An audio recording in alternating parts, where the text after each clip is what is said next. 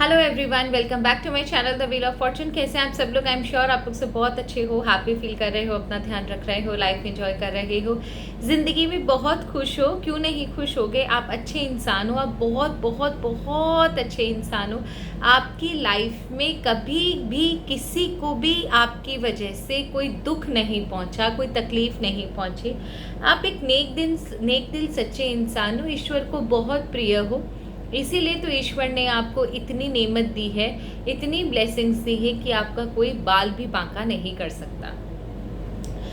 With this positive note and प्यारी सी blessings आज की रीडिंग शुरू करते हैं। आज कार्मिक जस्टिस के ऊपर रीडिंग है। आपकी लाइफ में जिन्होंने भी आपके साथ बुरा किया उनकी भी एक लिस्ट है। उनका भी उनके कर्मों के अनुसार, उन्होंने जितना आपके साथ बुरा किया उसके अनुसार उनका भी एक लिस्ट है कि किसने कितना बुरा किया आपके साथ। तो सबसे पहले जिसका हिसाब किताब होगा जब ईश्वर न्याय करने पर आएंगे, सबसे पहले किसकी लंका में आग लगेगी, सबसे पहले किसको सजा मिलेगी और क्या सजा मिलेगी। ठीक है, तो चलिए आज इसकी रीडिंग शुरू करते हैं। एंड अगर इस रीडिंग की कोई कॉपी बन रही है तो miss Aarti Pathak, be very careful. आप किसी की रीडिंग स्क्रिप्ट की तरह ना पढ़ें। मैं हर एक वीडियो में आपका नाम लूँगी ताकि जितने लोग ये मेरा वीडियो देखें उन्हें पता चले कि आप बहुत अच्छी अच्छी रीडिंग्स जो टैरो रीडर्स मेहनत से कर रहे हैं, कार्ड्स को दिखाकर कर रहे हैं। बहुत अच्छे अच्छे चैनल है टैरो रीडिंग्स के जो मेरे व्यूअर्स भी फॉलो करते हैं। And I am very happy कि चलो ठीक है, उनका भी मेहनत जो है वो अप्रिशिएट हो रहा है। मेरे लिए कोई भी कंपटीशन नहीं है, लेकिन आप जैसे लोग, मिस आरती पाठक, जो दूसरों की मेहनत को चुरा रहे हैं, चीट कर रहे हैं, mark my words, you will never grow, you will never ever grow and you will face the karma, I am telling you। क्योंकि मेरा बहुत strong है ईश्वर के साथ connection. You are using, you are cheating, mark my words, आपको बहुत बुरा रेपरकशन फेस करना पड़ेगा। and I'll use your name in each and every video so that each and every video whatever you are watching and seeing and copying, you should understand that your name has been taken multiple times and I'll also make one reel against you, that what you are doing, let that reel be go viral। okay,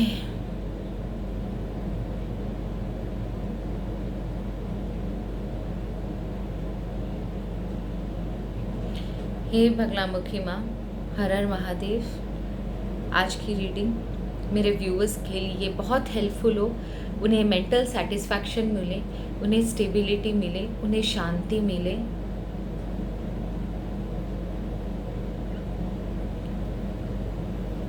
जिन्होंने भी इनके साथ बुरा किया है उसको सज़ा अवश्य मिले। आप सबसे पहले किसे सज़ा दोगे और क्या सज़ा दोगे? जिन्होंने मेरे व्यूअर्स की लाइफ में सबसे ज़्यादा परेशान किया है उन्हें, जिन्होंने मेरे व्यूअर्स को सबसे ज़्यादा इरिटेट किया है, उनको खून के आंसू रुलाए हैं, आप उन्हें क्या सज़ा दोगे और कौन है वो लोग?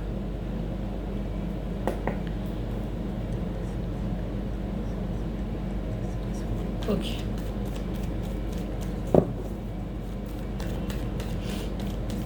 Let's start. जिन्होंने आपके लाइफ में सबसे ज़्यादा बुरा किया है वो कौन लोग हैं? जिन्होंने आपके लाइफ में सबसे ज़्यादा बुरा किया है वो कौन लोग हैं?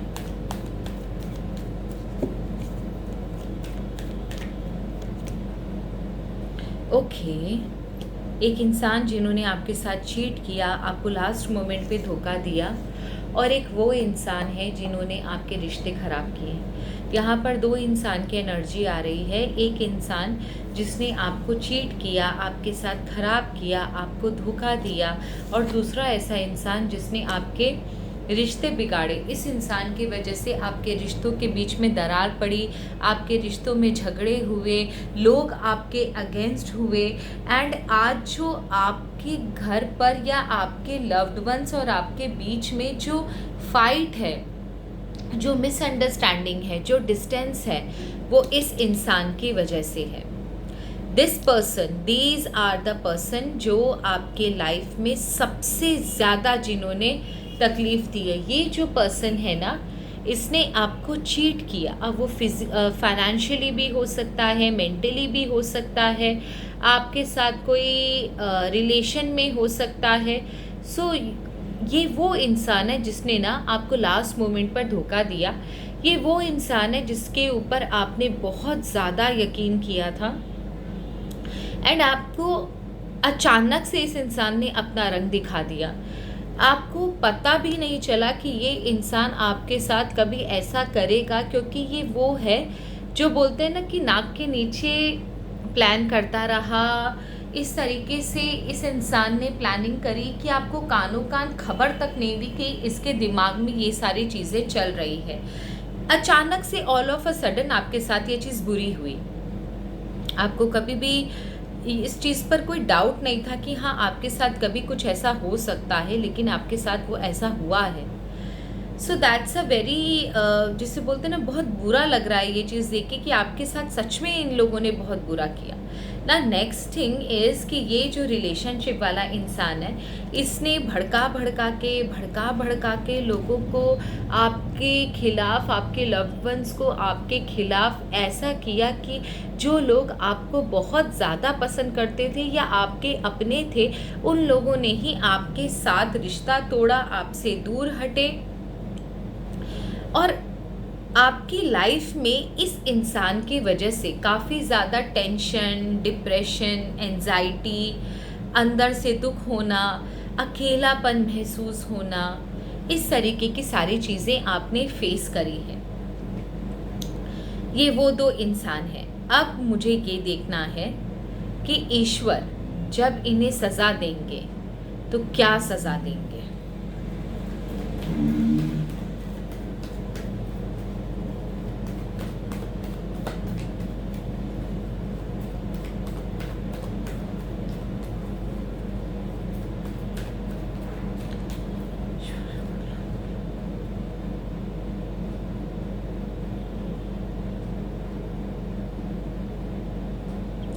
लिस्ट में इनका नाम सबसे पहले है। आपका बहुत सारे लोगों ने आपके साथ बुरा किया, पर लिस्ट में इनका नाम सबसे पहले है। इन लोगों ने आपको बहुत दुख दिए, बहुत तकलीफ दी है।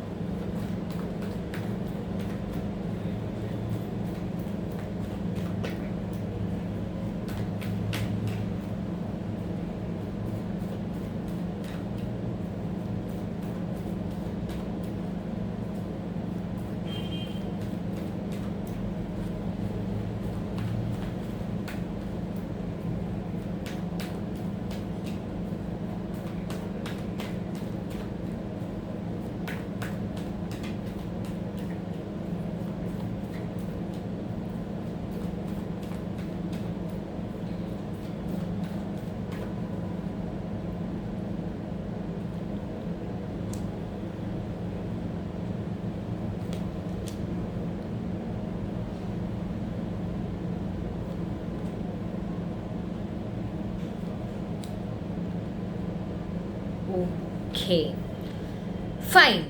तो सबसे पहले मैं एक चीज़ बता दूं, आपके दुश्मनों को जो चीज़ सबसे पहले जो पनिशमेंट ईश्वर की तरफ से दिख रहा है कि ईश्वर आपके दुश्मनों को क्या सज़ा देंगे। मेरा क्वेश्चन ये था कि ईश्वर आपके दुश्मनों को क्या सज़ा देंगे।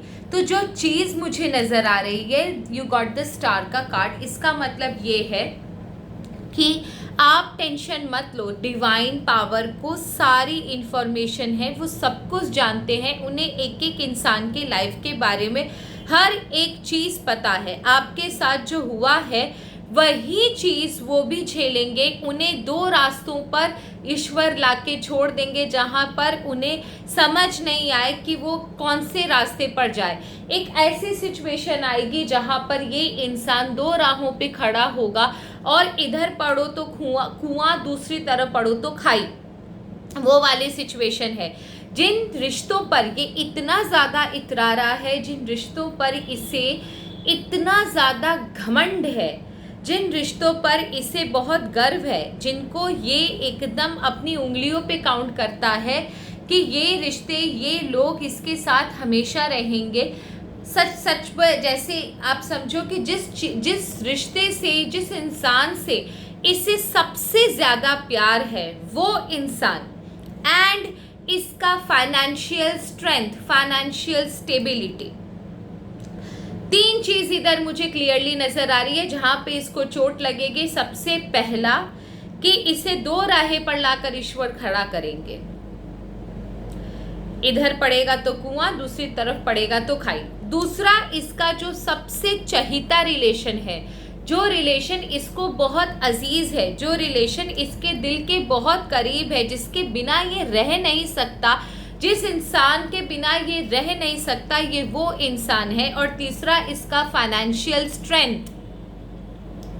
इन तीन चीजों पर सबसे ज्यादा इसके ऊपर अटैक होगा।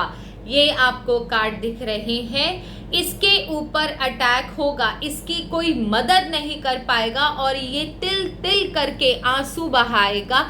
इसे वो पनिशमेंट मिलेगी जो दुख, जो तकलीफ, जो प्रॉब्लम्स, जो फ्रस्ट्रेशन, जो जितनी तकलीफ़ें इसने आपकी ज़िंदगी में भरी हैं, वो तकलीफ़ें ये साथ अपने लेकर आ रहा है अपने कर्मों की वजह से। ऐसा नहीं है कि डिवाइन पावर को ये चीज़ दिख नहीं रही है कि इस इंसान ने आपके साथ क्या नहीं किया। डिवाइन पावर को दिख भी रहा है, डिवाइन पावर आपकी हेल्प भी करेंगे and this is pretty sure कि ये इंसान को कर्मा बहुत जल्दी मिलेगा। एक समय ऐसा आएगा जब ये मदद के लिए तरसेगा और इसकी ज़िंदगी में कोई मदद नहीं रहेगी, ये माफ़ी के लिए तरसेगा और इसकी ज़िंदगी में कोई इसे माफ़ करने लायक नहीं रहेगा, कोई माफ़ करने वाला नहीं रहेगा। एक चीज़ मैं बता दूं, इस इंसान ने सिर्फ आपका ही नहीं, इस इंसान ने ना और भी बहुत बुरे कर्म किए हैं।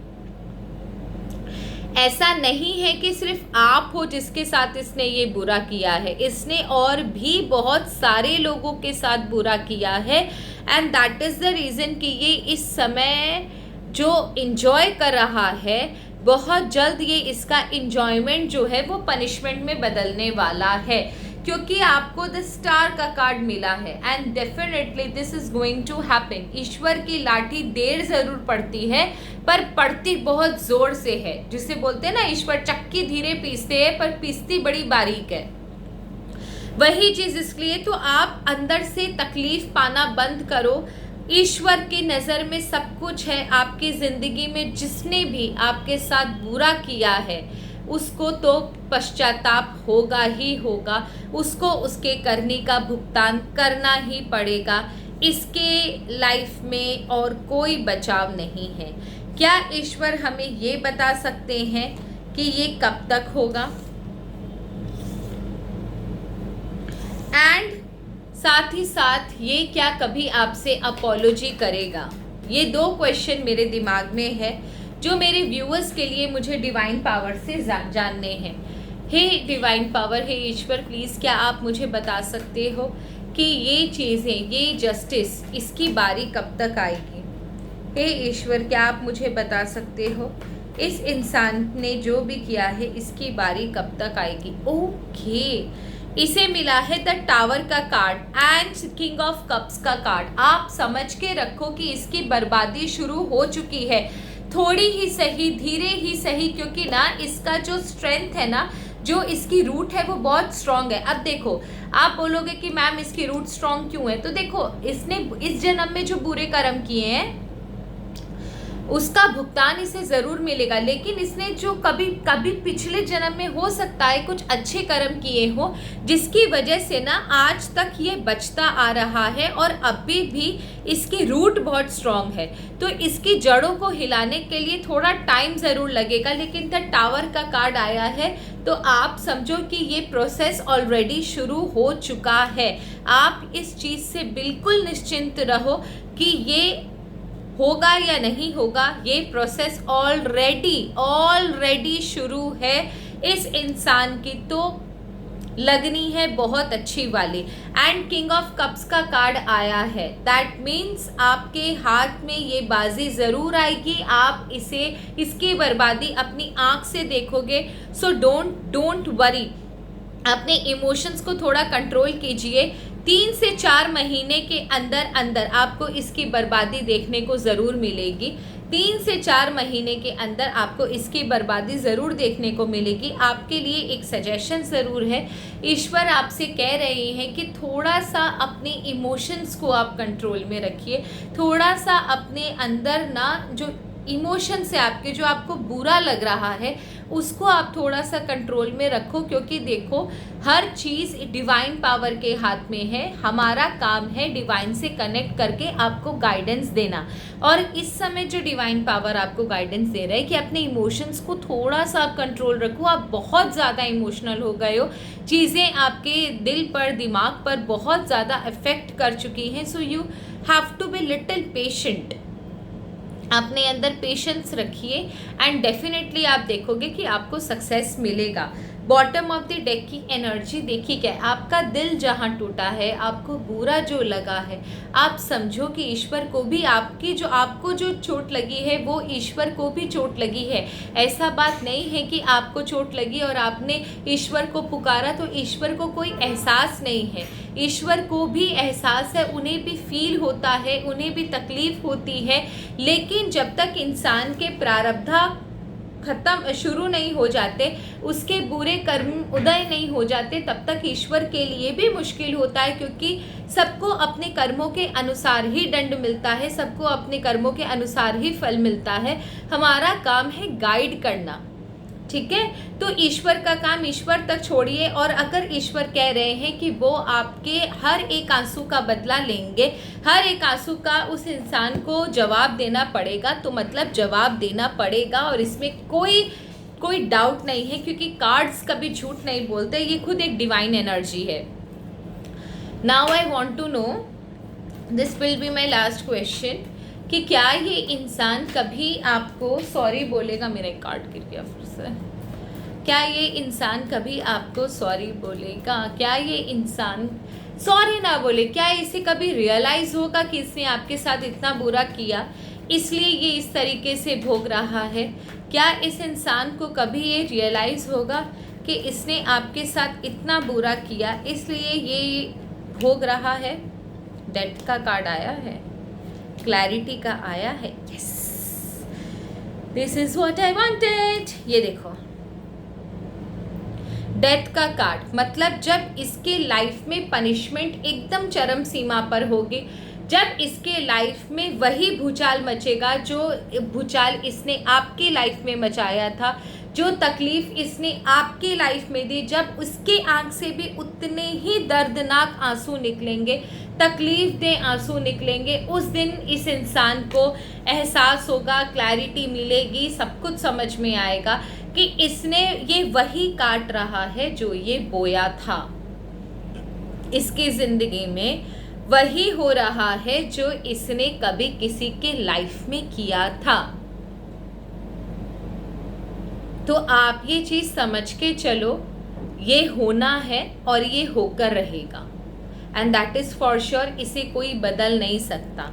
उसके बाद आप अपॉलोजी इससे या फिर कोई रिग्रेट इससे एक्सपेक्ट कर सकते हो कि हो सकता है ईगो का मारा, क्योंकि ईगोइस्टिक काफ़ी है ये इंसान, बहुत ईगोइस्टिक है, तो हो सकता है ईगो का मारा ये आपको डायरेक्टली आकर सॉरी ना बोले, पर ये इंसान ना रिग्रेट ज़रूर महसूस करेगा। इसे एहसास ज़रूर होगा कि आज ये जो भोग रहा है, आज जो इसके लाइफ में जो पनिशमेंट झेल रहा है, इसने जो आपके साथ किया था ये उसी का ही नतीजा है। इसने जो आपके साथ बुरा किया था ये उसी का नतीजा है। इसने किसी के साथ चीटिंग करी, किसी के साथ धोखा किया, इसलिए इसके साथ भी धोखा हो रहा है।